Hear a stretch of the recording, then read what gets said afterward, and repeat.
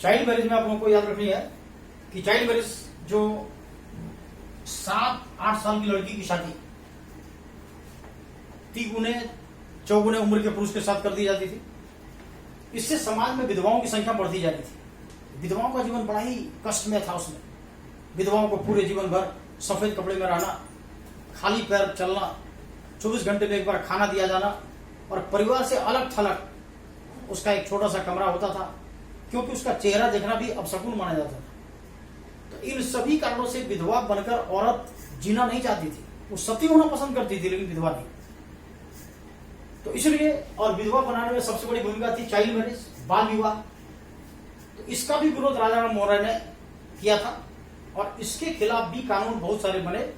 लेकिन सबसे effective act आप कह सकते हैं कि चाइल्ड मैरिज को खत्म करने के लिए जो सबसे प्रभावकारी कानून बना वो 1930 में 1930, जिसको कहा गया शारदा एक्ट।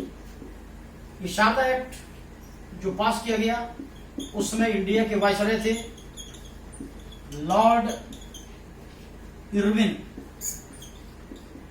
लॉर्ड इरविन के शासनकाल में शारदा एक्ट कानून बनाया गया बाल विवाह को रोकने के लिए। ये लॉर्ड इरविन का शासनकाल रहा था 1926 से लेकर 1931 तक। 1926 से लेकर 1931 तक इंडिया के वायसराय थे लॉर्ड इरविन। इन्होंने ही शारदा एक्ट अपने समय में पास करवाया और अब इसमें लड़का और लड़की दोनों की उम्र सीमा को कम से कम निश्चित कर दी गई।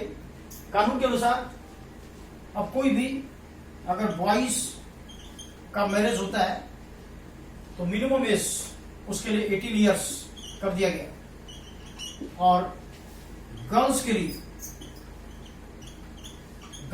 मिनिमम एज 14 इयर्स कर दिया गया। 14 इयर्स बॉयज के लिए 18 इयर्स और गर्ल्स के लिए 14 इयर्स मिनिमम एज कर दिया गया। इससे पहले अगर मैरिज किया जाता है तो वो इलीगल हो जाएगा और उसके खिलाफ कानूनी कार्रवाई की जाएगी। तो इस प्रकार इन सभी सामाजिक बुराइयों के खिलाफ राजा राम मोहन राय ने आवाज उठाई और उनकी डेथ होने के बाद भी, चूंकि 1833 में राजा राम मोहन राय की डेथ हो गई ब्रिस्टल में, उनकी डेथ होने के बाद भी इन सभी सामाजिक बुराई के खिलाफ कानून बनते रहे। हम लोग याद रखेंगे कि राजा राम मोहन राय की डेथ होने के बाद ब्रह्म समाज में शामिल हुए देवेंद्रनाथ टैगोर, आर.एन. टैगोर के फादर देवेंद्रनाथ टैगोर। तो देवेंद्रनाथ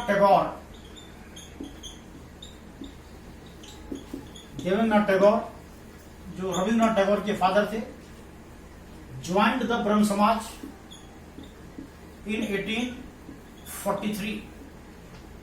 देवेंद्रनाथ टैगोर ब्रह्म समाज में 1843 में शामिल हुए।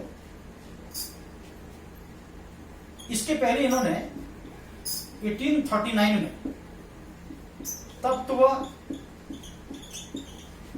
बोधिनी सभा की स्थापना की थी।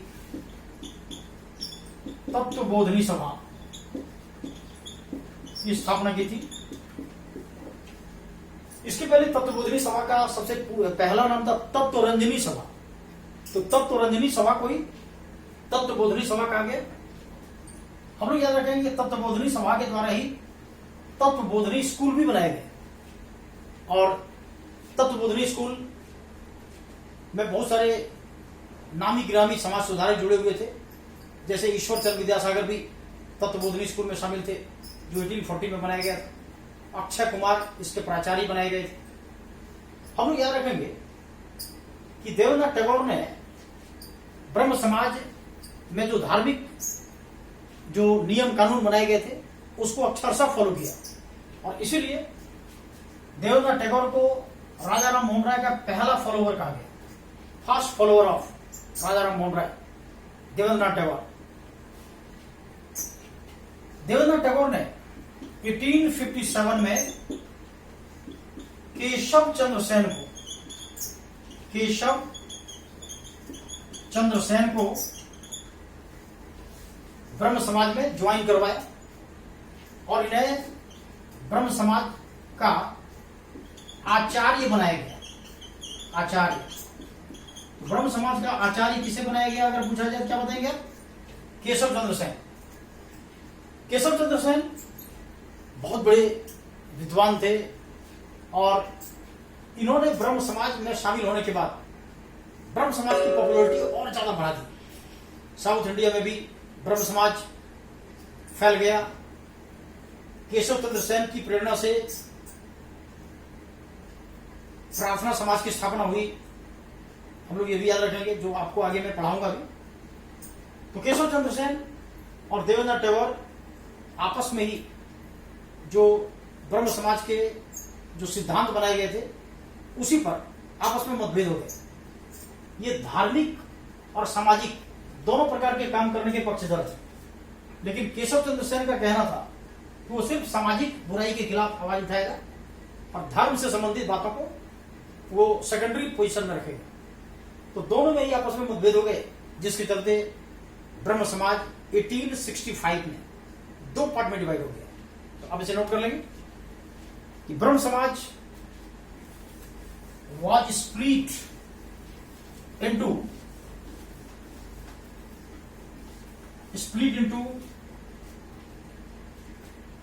two parts. ब्रह्म समाज was split into two parts. ब्रह्म समाज दो भाग में बट गया। ब्रह्म समाज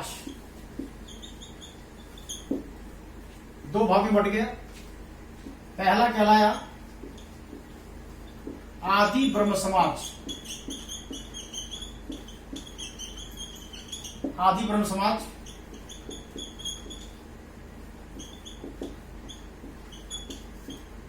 आदि ब्रह्म समाज और दूसरा कहलाया ब्रह्म समाज ऑफ इंडिया, यानी भारत का ब्रह्म समाज। भारत का ब्रह्म समाज। ये जो बंटवारा हुआ ब्रह्म समाज का